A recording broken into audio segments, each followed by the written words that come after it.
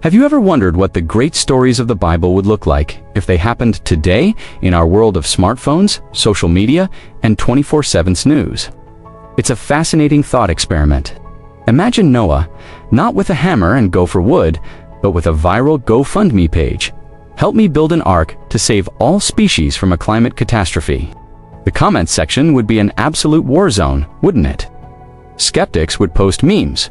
Scientists would debate the meteorological data, and animal rights activists would be picketing his construction site.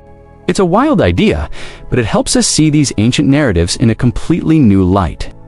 Today, we're going to reimagine some of the most iconic biblical events, placing them squarely in the 21st century.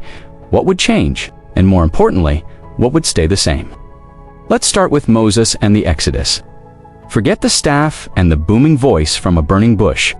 Today, Moses might be a charismatic community organizer, a reluctant activist using social media to expose the oppressive labor conditions under a powerful multinational corporation. Let's call it Pharaoh Corp.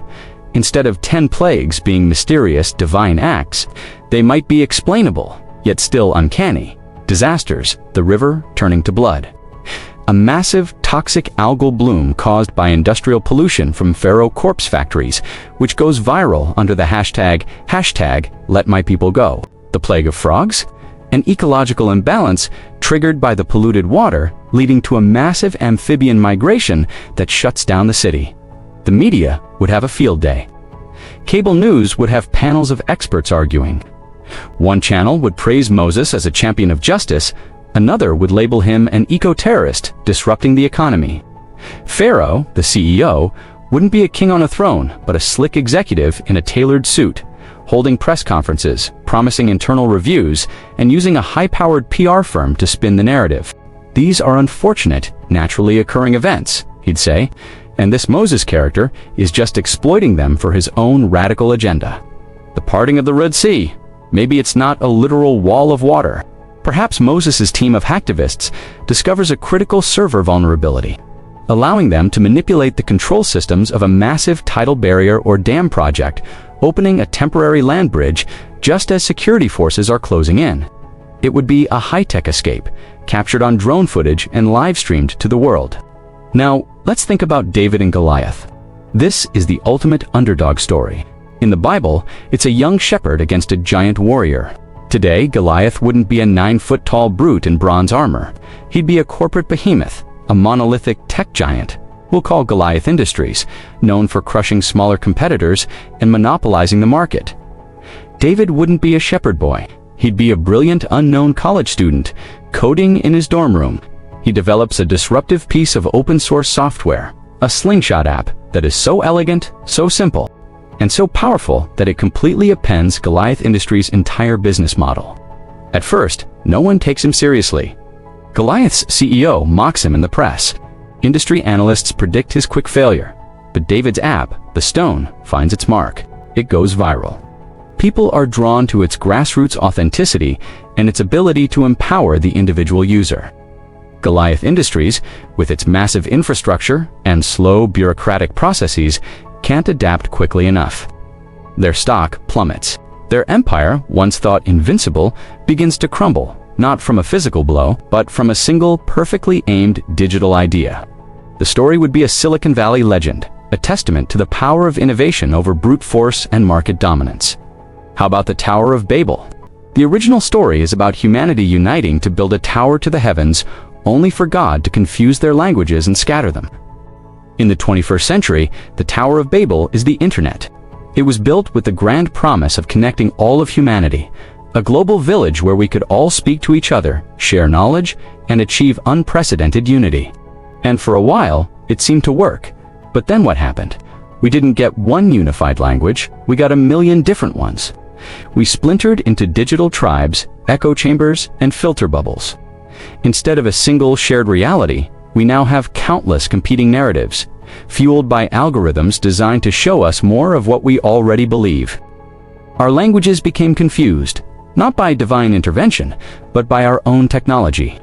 We speak past each other, mired in comment section wars, misinformation, and political polarization.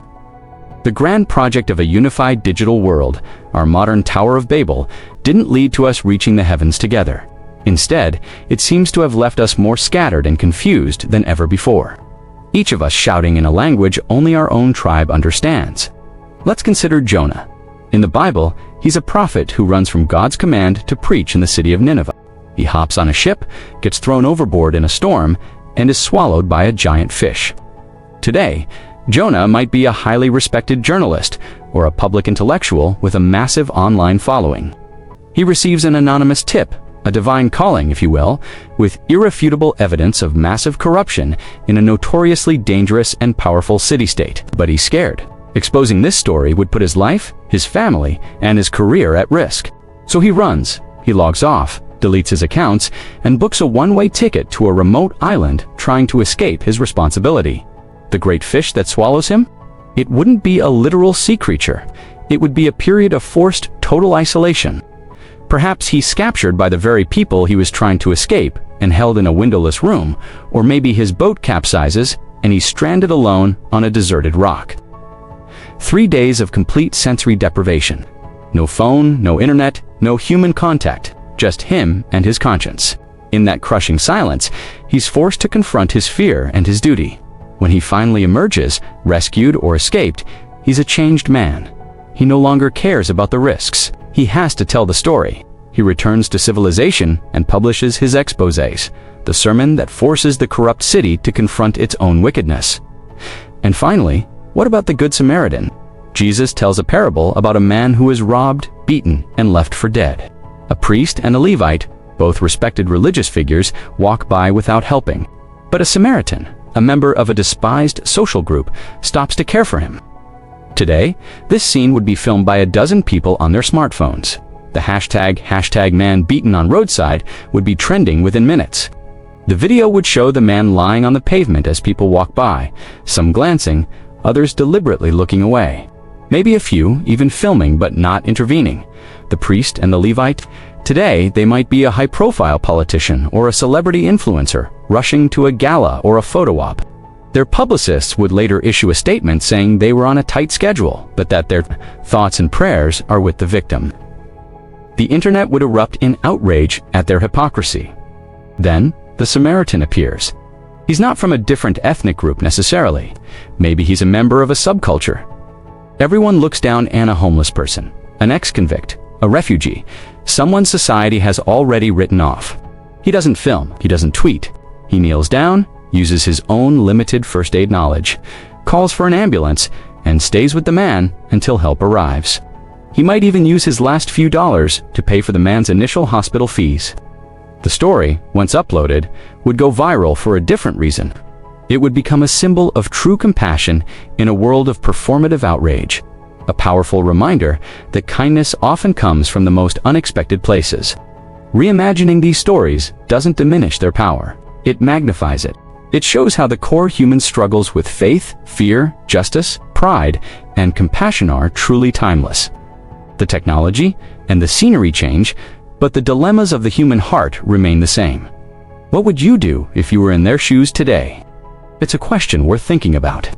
Thanks for watching, and if you enjoyed this journey through time, be sure to like, subscribe, and hit that notification bell for more content that makes you think. See you next time.